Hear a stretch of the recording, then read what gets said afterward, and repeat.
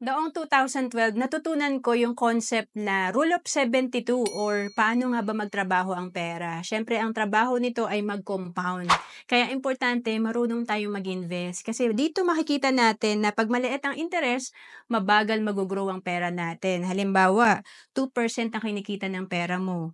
36 years pa ang aantayin mo para dumoble ang pera mo. Pero advantage, pag 12% ang kinikita ng pera mo, 6 years pa lang, dodoble na ang pera mo. So, ang layo ng difference, 36 years versus 6 years. Kaya, importante talaga, mag-invest tayo para mabilis mag-grow ang pera natin.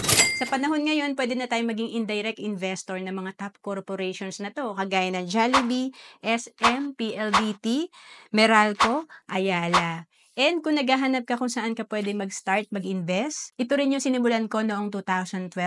Ito yung Kaiser na 3-in-1 na level 1 investing kasi tatlo na yung meron ka dito.